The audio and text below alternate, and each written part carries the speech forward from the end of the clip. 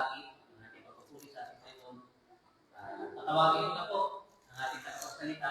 Hindi ko na po pahabain sa ating pastor, kapatid, na kaya. Okay, praise God. Saglit na lang po tayo sa ating preaching service. Supposedly, ang ating speaker ngayon ay si kapatid na Randy. Siya ay nagka-problema, minor accident lang. Nasugatan siya, hindi po siya makapag-motor kasi malayo, galing pa ng Pangasinan. Dito po tayo sa 1 John 5. Maganda po ang ating pag-uusapan ngayon. Patungkol sa pananalangin na may kumpiyansa. 1 John 5, verse, 14 and 15 yan. Pero, kunin natin sa 1 John 5, 14, pero kunin po natin muna yung 12. Okay? Ito po yung 12. So yung condition, alam nyo, anong first and foremost, ano yung condition ng epektibong pananalangin? Yung pananalangin na sinasagot ng Diyos, ano po ang condition? Ang condition, kailangan believer ka. Amen? Kailangan believer ka o anak ka ng Diyos para pakinggan ng Diyos ang iyong panalangin. Okay, basahin mo na sa verse 12 ng 1 John 5. Ang pinananahanan ng anak ng Diyos ay may buhay na walang hanggan. Ngunit, wala nito ang hindi pinananahanan ng anak ng Diyos. Sino po ang anak ng Diyos? That's why dito sa The Gospel of Grace Church, laging si Jesus Christ. Si Jesus Christ po, siya ating Savior, siya nasa sa atin. Christ in us. We are for Christ. Christ is for us. We are also in Christ. Ibig sabihin, si Jesus Christ ang ating buhay, siya ang ating kapangyarihan, siya ang ating lahat, ang ating Panginoon Jesus, siya ang ating wisdom.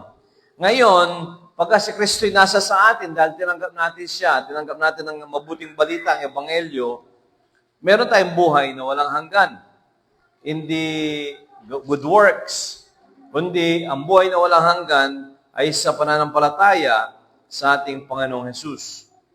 Okay? Tapos dito sa verse, so yun ang kondisyon. Ang gospel, si Jesus Christ namatay para sa atin, at pagka si Jesus Christ ay nasa atin, meron tayong buhay na walang hanggan. Dito sa verse 13, ang buhay na yan ay hindi na mawawala. No? At ang mga bagay na ito ay sinusulat ko sa inyo upang inyong maalaman na kayo mayroong buhay na walang hanggan. Amen? So, nakakatiyak tayo na tayo mayroong buhay na walang hanggan sapagkat sinusulatan tayo ng Panginoon sa pamamagitan ni John. Sa makatwid ay sa inyong nananampalataya sa pangalan ng anak ng Diyos. Pagka tayo believer kay Jesus Christ, sa anak ng Diyos, tayo po ay may buhay na walang hanggan.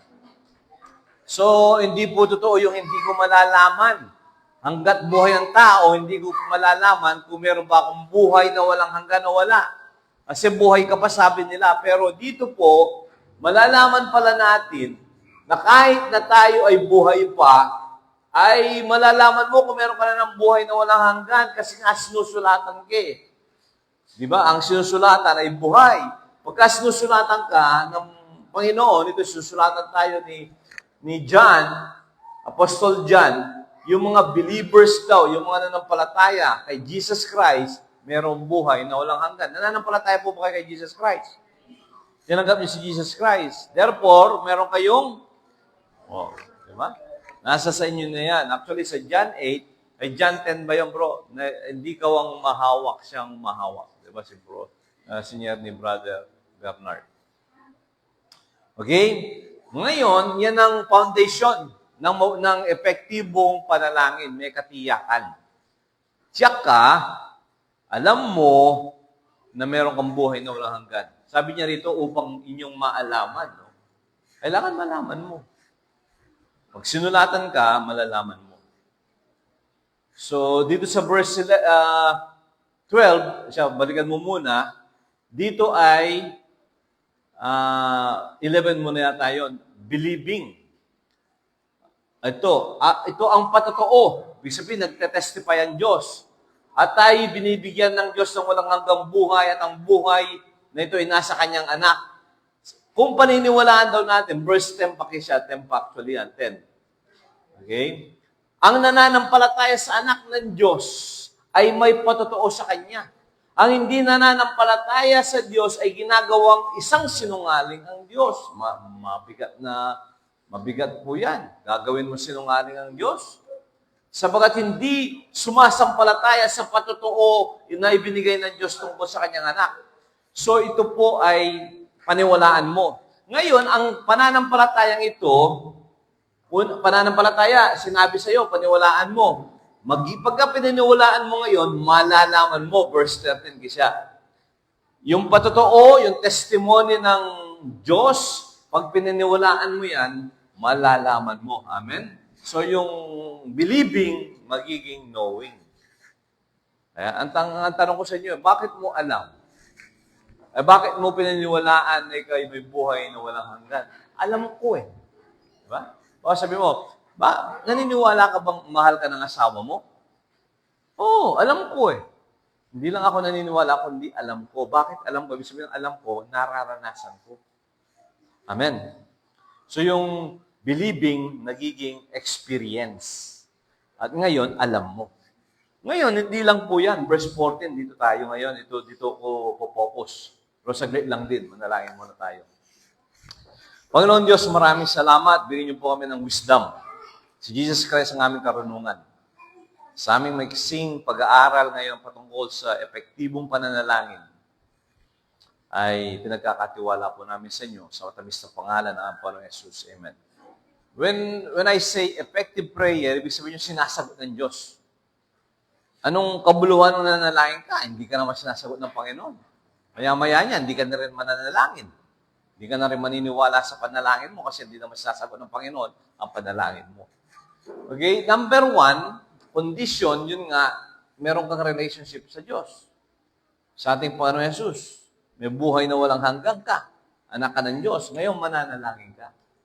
Ang sabi niya rito, at ito ang nasa ating pagkakatiwala. Sa English, confidence, kumpiyansa ka. Meron kang kumpiyansa sa Kanya, okay, kay Jesus Christ, sa Diyos, na kung tayo'y humingi ng anumang bagay na ayos sa Kanyang kalooban, yung anumang bagay nakapaloob sa Kanyang kalooban. Hindi lahat ng gusto ng laman mo o ng kapritsyuhan mo. Yung nasa Kanyang kalooban. Ano yung mga kalooban ng Diyos? Pagka yun ay nasa kalooban ng Diyos, ano man yun, dinidinig niya tayo. Amen. Ang tanong, natanong niyo po ba ano yung kalooban ng Diyos? Itong samba natin, kalooban ng Diyos yan. Yung bigyan ka ng Panginoon ng malusog na katawan, kalooban ba ng Diyos yan? Anong kalooban ng Diyos? Malusog na katawan para sa'yo o sakiting katawan? Diba? Anong kalooban ng Diyos? Ikaw ay sobrang hirap, lagi ka nagpapalimos sa mga kapatid mo, problema ka ng mga kapitbahay mo, o yung ikaw nagbibigay sa mga kapitbahay mo. Nagpapala ka ng Panginoon, imbes ikaw ang laging pabigat sa kapitbahay mo. Diba? Anong kalooban ng Diyos doon? Ikaw ang nagpapala. Kasi anak ka ng Diyos. Tapos mamaya-maya, hingi ka na hingi kung kani-kanino. Halimbawa, nangangaral ako ng mabuting balita. Sasabihin ko sa inyo, bago ko sabihin sa inyo, bago ko share ang mabuting balita, pwede ba ako makautang sa iyo? Diba? Lahat ng aking kinakausap, bago ko share ng gospel, inuutangan ko. Anong gagawin nyo maya-maya? Wala na akong maharap ng ebanghelyo. Kasi nagtatago na kayo lahat eh. Ayan na si Pastor Utang. Di ba? Kalooban ba ng Panginoon niya sa kanyang manggagawa? Hindi, di ba? So, ang kalooban ng Diyos, perfect yan eh. Sabi nga niya sa Romans 12, ang kanyang kalooban ay good and perfect. Kailangan gustuhin natin yan. Ang kalooban ng Diyos, decente. Ang kalooban ng Diyos ay pure. Ang kalooban ng Diyos ay ayos. Ang kalooban ng Diyos ay kagalang-galang. Kaya nga sabi sa Pilipos, ano man ang mabuti, ano man ang kagalang-galang. Di ba? Ano man ang ayos. Yun ang excellent. Yun ang kalooban ng Diyos. Amen po ba? Kalooban ng Diyos na tayo'y pagpalain niya para magamit niya tayo. Kasi kung lagi tayong may sakit, lagi kang nakaiga, kalooban ba ng Panginoon yan? O paano kanya, mangaral ka ng mabuting balita, pumunta ka ron, Panginoon, hindi po ako makapangaral kasi yung aking likod, Panginoon, hindi ko maitayo eh. Diba? Hindi kalooban ng Panginoon, laging may sakit. Kasi nagkakasakit tayo, minsan kasi, dahil sa kasalanan din naman tao, kaya nagkakasakit eh. Ang cause ng sakit ay dahil sa kasalanan. Amen. Alam mo minsan, naaya ng Panginoon Diyos na tayo magkasakit para turuan din tayo ng lesson. Pero ang kalooban talaga ng Diyos, primarily tayo maging malusog. Amen po ba? Yan ang sinabi niya sa 1 John 3. Ang sabi niya, Gaius, ang gusto ko, higit sa lahat, na gumaayos ang buhay mo at guminhawa ka. Maging malusog ka, guminhawa kayo ng kalooban ng Diyos. Amen po ba? Oh. So, hindi kalooban ng Panginoon na tayo laging may sakit o kaya tayo ay pabigat. Amen? Maraming kalooban ng Panginoon. Kalooban po ng Panginoon na maging matalino tayo. Yes. Kalooban ng Panginoon na maunawaan natin ang Bible. Yun nga ang pinag-usapan namin kahapon eh. Bakit sabi, yung iba, ang daming interpretasyon. Tapos yung iba, iniiwanan nila ang Bible, masisira ulo ko dyan. Hindi ko na paniniwalaan yan. Kalooban ba ng Panginoon na pag binasa mo ang salita niya, magugulo utak mo? Kalooban ba ng Diyos yan? Kalooban ba ng Panginoon na pag binasa mo ang Bible, makita mo bakit ang salita ng Panginoon ay labo-labo, nag-aaway-away. Kalooban ba ng Panginoon yun na hindi mo naunawaan? Hindi kalooban ng Panginoon yan. Kalooban ng Panginoon, bibigyan ka niyang wisdom. Amen? Karunungan. Diba si Jesus Christ ang ating karunungan. Okay, so yun napakalawak ng kalooban ng Diyos. Akala lang natin, boring ang kalooban ng Diyos. Amen? Akala natin, walang kwenta ang kalooban ng Diyos. Mahalaga ang kalooban ng Diyos. Sa ministry, sa gawain sa pamilya. Ano ba ang kalooban ng Panginoon sa pamilya? Magulo o payapa? Nagkakasundo o away-away? Kanya-kanya o united? Kalooban ba ng Panginoon na buong iglesia ay maligtas, ang buong pamilya ay maligtas? Di ba sabi ng Panginoon sa Acts 16:31, manampalataya ka sa Panginoon, maliligtas ka, ikaw at ang iyong sangbahayan. So kalooban ng Panginoon na maligtas lahat. Di yung isa, napakahirap naman yata nito. Ikaw lang ang naligtas sa pamilya mo. Bakit? Di ba? So hindi kalooban ng Panginoon yun. Kaya sabi ng Panginoon, manampalataya ka. Ikaw muna, isa ka, no? Manampalataya ka sa Panginoon, maliligtas ka, ikaw at ang iyong sangbahayan. Hindi yan automatic, pero later on, siyempre, isi-share mo. So, kalooban ng Panginoon ngayon, maliligtas ang nanay mo, maliligtas ang tatay mo, maliligtas ang asawa mo. Maya-maya, buong angkan na. Napakaganda niyan. Sa aming angkan, Manansara, isa lang ang unang naligtas, tapos buong angkan na ngayon. Amen? Dati, ang naligtas lang sa inyo, si Apong Nati, di ba? Ngayon, ang dami na ninyo sa inyong compound. Kasi yan ang kalooban ng Diyos eh. Maganda po ba yun? Actually, ang kalooban ng Panginoon, sabi nga sa 1 John, ang kalooban ng Diyos, maligtas ang lahat. Amen. Lahat ng tao, kalooban ng Diyos. Kaso, meron kang will eh. Kung ayaw mo nga naman, bakit kanya pipilitin? So, sa totoo, meron din mapapahama kasi ayaw nila. Pero ang kalooban ng Diyos, ang gusto ng Diyos, lahat ay maligtas. So, napakaganda po ng kalooban ng Diyos. Kung huwag tayong lalabas sa kalooban ng Diyos, laging sinasagot ng Panginoon ang dalangin. Pastor, total po pala sinasagot ng Panginoon kasi kalooban ng Diyos Bakit kailangan pa akong manalangin? Pangalawa, bakit kailangan pa akong maghantay? Di ba? Kahit nakalooban ng Panginoon, minsan, di ba, aralin mo, Panginoon, saan ang maligtas mo ang aking kapatid? Agad ba naligtas pagkamulat ng iyong mata, naligtas ng kapatid mo? Hindi ba, mamaya-maya, pinapanalangin mo yung kapatid mo maligtas, mamaya, minumura ka na, inaaway ka. Di ba? Imbes na maligtas, sumama pa. Bakit ganon?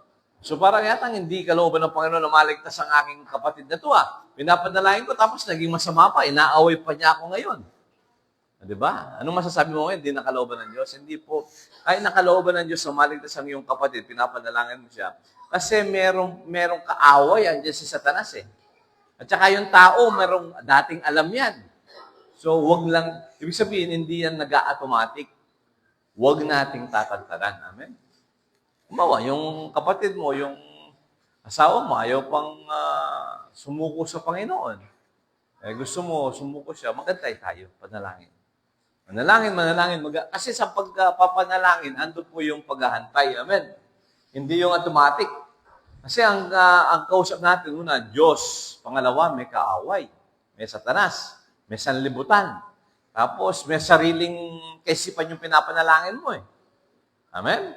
May kaisipan yan eh. So, lahat yan, papanalangin mo, kikilos ang Panginoon ngayon. Minsan matagal. Minsan, pinanalangin mo na tumino.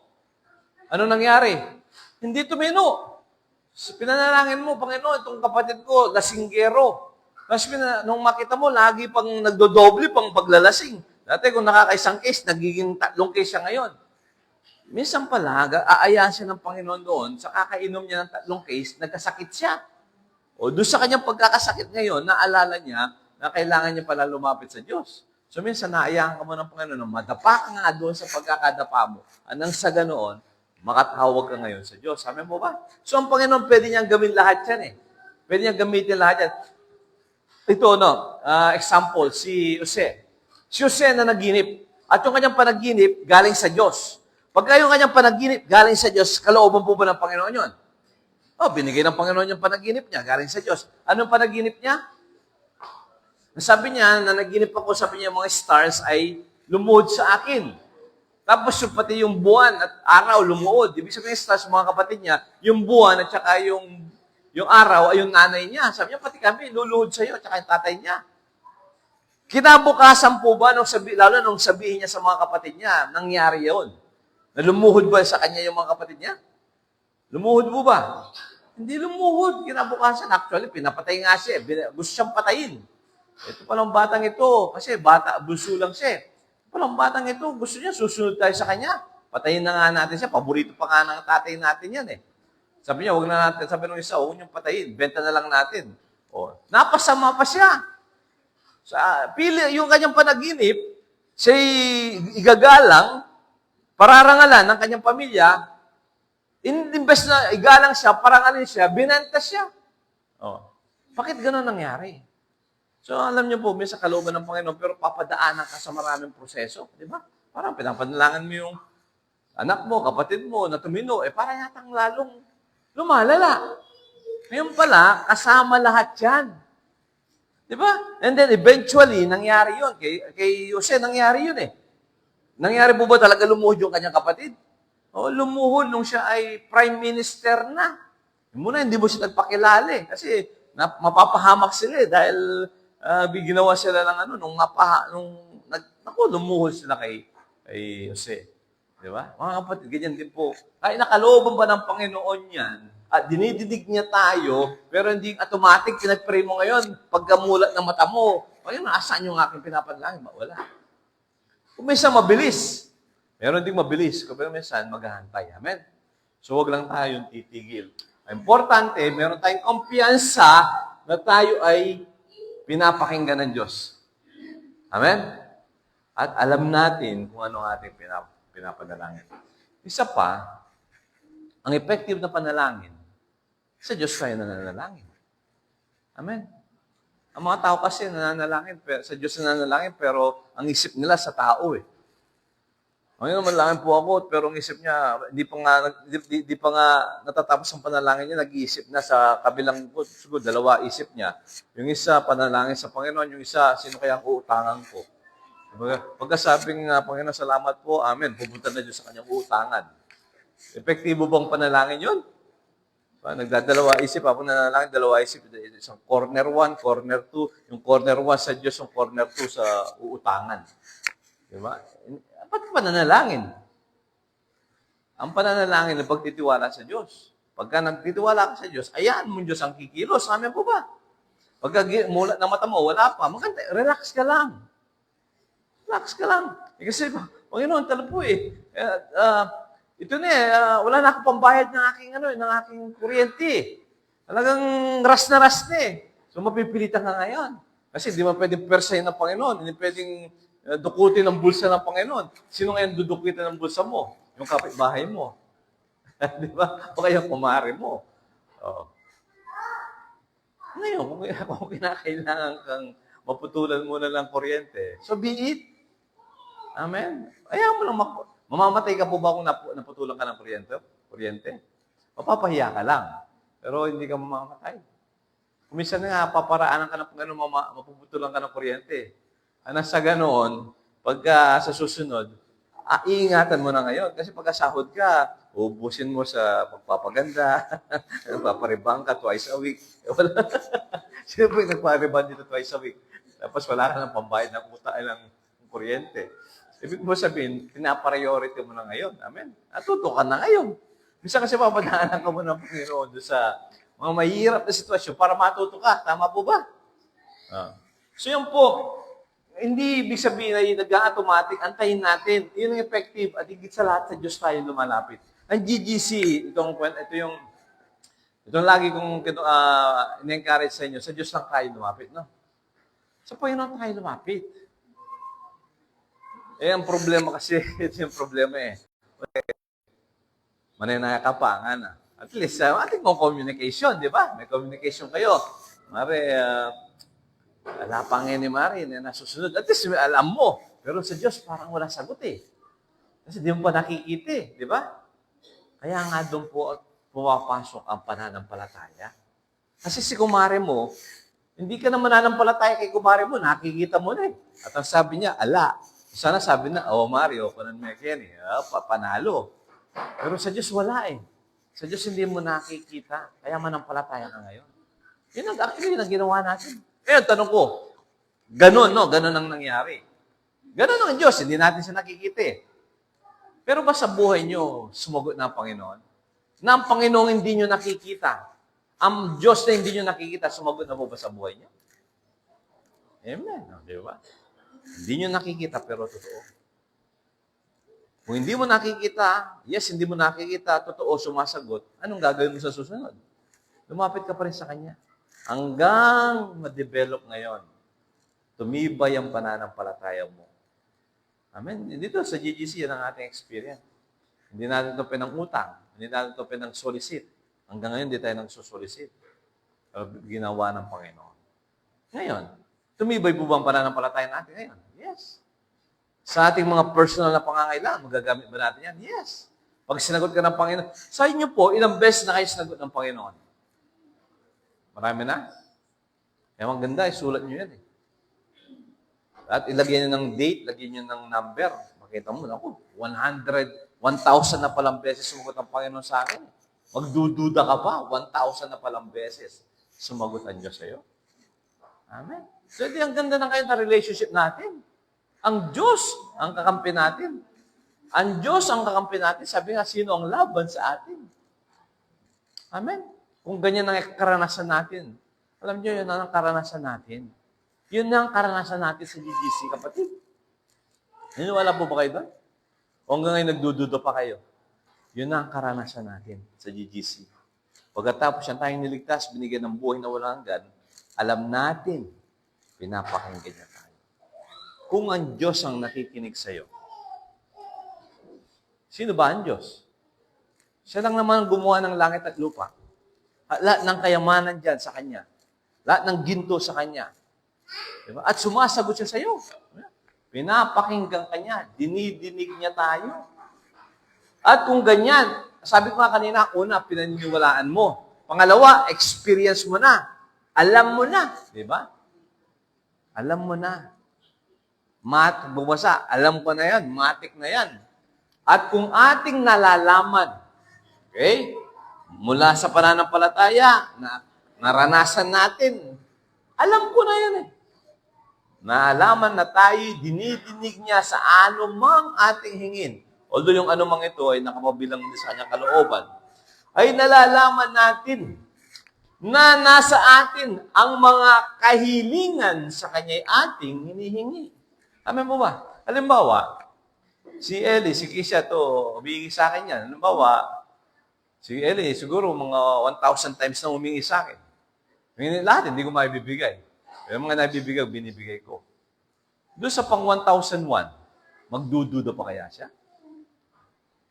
Diba? Hindi na. Alam mo na Kung ano man ang ating hingin, ay dinidinig niya tayo. nalalaman natin, from believing to knowing, na nasa atin na. Hinihingi pa lang natin, pero advance na tayo, nasa atin. May verse din ganyan sa Mark 11:24. Di ba? 11:24. Kung kayo, ano man ang inyong hingin sa panalangin, ay ito'y paniwalaan nyo, tinanggap na ninyo. At ito'y mapapa sa inyo. Ito po yun. Amen? Yun ang faith. Yun ang gusto kong gawin sa inyo. Mag-pray kayo. Ayan ba, Pastor, ang hirap niya na. Ang hirap niya, kakausapin ko, hindi ko nakikita. Yan nga pong pananampalataya. At ito naman po, yes, mahirap sa taong hindi naniniwala. Pero pagka ito'y nakaranasan mo na, siguro sa 1 million na tao, baka 10 lang ang nakakaranas na gano'n. Bihira lang. Pero kung mabilang tayo doon sa bihirang yon, mabilang tayo doon sa bihira na talagang ang Diyos lang ang ating kinakausap, ay, naku po. Ayan, tinuturo yan, pwede nating matutunan yan. Pastor, baka hindi ko pwedeng matutunan yan. Hindi, matutunan mo yan. Ang Diyos ba nangangako? Ha? Di ba na nga, ito, pangako to eh. Ang pangako ba ng Diyos ito, ano ang condition? Doon sa mga humihingi, no? Kung hindi ka humihingi, mangyayari ba sa ito? At paano kaya, bakit hindi ka humihingi? Kasi hindi ka nananampalataya. Kung halimbawa, ang sabi ng Panginoon, ay para sa mga matatalino lang ang pwedeng lumapit sa akin. Sino lang yung pwedeng matalino rito? Di ba? Sister Mavic lang ang pwedeng manalangin. Halimbawa, ay yung mga mayayaman lang ang pwedeng manalangin sa akin. Paano naman tayo? Sister Mavic lang na naman. Okay? So, ibig sabihin, tayong lahat. Ginawa niyang available para sa lahat na believer na mananampalataya. Amen? Huwag mo sabihin ngayon, baka ako hindi uubra dyan. Hindi naman siya, wala namang kondisyon kung sinong pwede, hindi pwede. Ang sabi lang niya, kung sinong hihingi, nananampalataya. Amen po ba? Inopen niya sa lahat. Ganon siya kabuti. Mahirap ka, mayaman ka, may pinag-aralan ka, wala kang pinag-aralan. Pagka nabasa mo ito, literal, na pinaniwalaan mo, in-apply mo, siyempre, yung karanasan mo, hindi pare-pareha sa karanasan natin. Di ba? Halimbawa, ako, experience ko na ito 1,000 times. Ikaw, 10 times pa lang. O kaya, wala pa, 1 time pa lang. Sino ang mas malakas ang pananampalataya natin? Ako. Kasi sa akin, alam ko na, 1,000 times na eh. Ikaw, struggling ka pa lang. Sa 2 times pa lang, struggling ka pa. Pero kung itutuloy-tuloy mo yan, mananampalataya ka sa Panginoon, yung 1,000 ko, mararanasan mo rin yan. Amin po ba?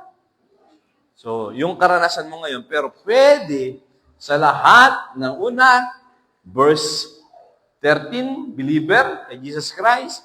Ngayon, nananalangin, humihingi sa Diyos lamang at ayon sa kalooban ng Panginoon. Amen po ba? Yun po, kapatid. So, huwag niyong titigilan panalangin yung mga anak ninyo, yung mga asawa niyo hindi pa believer. Panalangin niyo. Amen? Kung kailangan nyo, pag-aaral ng mga bata. Meron po kayo mga problema sa pag-aaral ng mga bata? Tuition fee. Ako, may problema tayo lahat dyan. Pero alam ko, pinapakinggan tayo ng Diyos. Amen ba? Sasagutin ng Panginoon yan. Meron po tayong problema sa chapel natin? Yes. Dati ba problema natin ang chapel na to? Yes. Ang tagal nating nagkaroon ng ceiling. Ang tagal natin nagkaroon ng tiles. Pero ba't binigyan ng Panginoon? Hindi naman automatic kapag kapanalangin natin, bumabagsak na dyan. Hindi. Maganda tayo, pero unti-unti, binigyan ng Panginoon. Nung ibigay ng Panginoon, nakita mo, kumpleto. Buo. Hindi tayo nag-solicit. May problema pa ba tayo ngayon? Kailangan pa natin humingi? Yes. Hihingi pa rin tayo kasi sa taas, may problema, may kulang pa. Dito, magpapatambak pa tayo. Lahat yan ay pwedeng ipanalangin.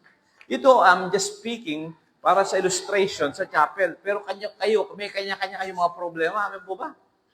Na-overwhelm po ba sa mga problema nyo? Sa sobrang dami?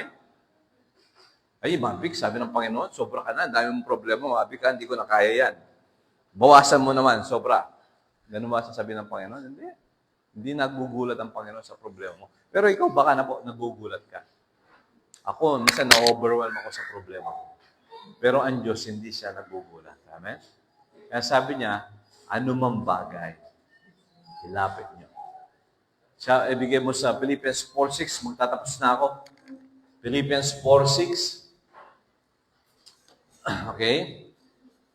Ang ganda ang condition po niya. Lahat ng believers, anak ng Diyos, pwede tayo lumapit sa ating Ama. Sabi, huwag kayong mga balisa sa anumang bagay. Okay? Anuman? Anong problema yan? Physical, health. Okay?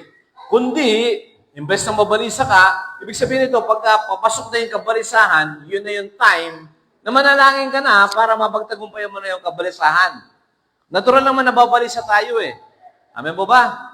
Nababalisa tayo. Pagka nabalisa ka na ngayon, dun, yun ang time, mananalangin ka, kundi sa lahat ng mga bagay. Kanina, anumang bagay. So, anuman yan, lahat ng bagay ngayon, sa pamamagitan ng panalangin at daing na may magpasalamat ka na kahit na wala pa, nananalangin ka pa lang, magpasalamat ka na, ay ipakilala ninyo ang inyong mga kahilingan sa Diyos. Pastor, bakit ko ba papakilala? Hindi ba alam ng Panginoon na problema ko ito? Inuutosan tayo manalangin eh. Ay, alam na ng Diyos ang ating kailangan, pero inuutosan pa rin tayo humingi. Anong sa ganun, magbukas ang communication. Amen? Halimbawa, yung anak ko si Erika, hindi ko alam yan, hindi siya sasalita yan. Minsan alam ko anong kailangan niya. Lagi siya, binibigay ko. Pero kailangan humingi ka rin. Di ba? Para yung ating communication ay meron tayong pag-uusapan. Okay, ngayon, dito sabi niya, pangako, at ang kapayapaan ng Diyos na di masayad ng pag-iisip, ang mag-iingat sa iyong mga puso at ng inyong mga pag-iisip kay Kristo Jesus.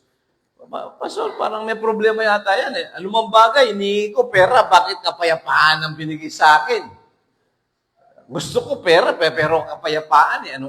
Makakain ko ba yung kapayapaan na yan? Alam niyo mga kapatid, unahin mo na yung spiritual. Binigyan ka nga ng pera ng Panginoon, pero balisa ka naman. Diba? Wala kang kapayapaan, ang dami yung pera. Problematic pa rin yan. Pero pagka binigyan ka muna ng Panginoon ng kapayapaan, tas mamaya ngayon, binigyan ka kapayapaan ng Panginoon, baka aayos ngayon ang isip mo, gagamitin din ng Panginoon ang isip mo, gagamitin mo ang isip mo, di-discarte ka ngayon. Amen po ba? Kasi pwede rin po yun, actually ako, experience ko rin yan eh. Humingi ka sa Panginoon, wala ka mang ginagawa, binibigay, minsan may papadala. Si George Mueller, ganon. Pero kung minsan, bibigyan ka ng Panginoon ng diskarte. Gagamitin ka ng Panginoon, ikaw mismo ang gagamitin. Dito, daming binibigyan ng Panginoon dito, minsan marami rito, dumidiskarte sa mga negosyo. Humingi kayo ng income, bibigyan kayo ng mga diskarte ng negosyo. Minsan naman, humingi ka sa Panginoon, meron lang maalala ka ng kumare mo, pinadala ka agad sa GCash, pwede ba yan? Yes. Nangyari na po ba sa inyo yan? Baka hindi pa nangyari sa inyo, ha? Okay? Sabi niya, kaibigan tayo, di ba? So mga kapatid, ang Panginoon pwede niyang gawin lahat yan. Amen. So ang pangako niya, kapayapaan ng Diyos na di masayod. Kasi doon sa problema mo, doon sa kailangan mo, di ba, di ka na makatulog. Puti na lahat ang buhok mo. Di ba, ang noo mo ay kumukulubot na. Away kayo ng away. Di ba? Kaya na masarap, siguro, unang-una, hindi sasarap ang tinda nyo. Di ba? Baka lalasunin ko kaya itong Maya-maya, makikita pa nung mga customer nyo, naghahagisan kayo ng plato dyan, bibili ba sila? Hindi na bibili sa kabila. Di ba? Kaya nga si sister yun, maganda kanyang aura. Naka-blondie pa. Bagong unat ng buhok. Kasi pinagpapala ng Panginoon. Hindi kayo lalapit kayo yung mga kliyente. Lahat yan nagkakalakip eh. So lahat po ng ating kapalisahan ay panalangin natin may pasasalamat. Napakagandang niyan. Vibes, niya karakter, di ba? nananalangin ka, nagpapasalamat ka, kahit na una may problema ka muna, hindi mo alam. Kasi ang mga problema, minsan darating bigla sa iyo, talagang mabibigla ka eh. Diba? Mabibigla ka. Pero yung sa pagkabigla mong yun, manalangin ka. Pagka nanalangin ka ngayon, bibigyan kang kapayapaan ng Diyos. Tapos mamaya-maya, may solusyon na. Experience mo ba yan? Manalangin tayo. Tapos, ang Panginoon, ang kapayapaan ng Diyos, di masayo dyan ang pag-isip. Hindi mo nga, hindi ko nga ma-explain eh. Kasi talaga hindi ma-explain yan. Hindi nga masayo ng pag-iisip eh. Pinipilit natin lang sa urine. Pero hindi nasasayo ng isip. Mag-iingat sa iyong mga puso at ng iyong mga pag-iisip kay Kristo Jesus.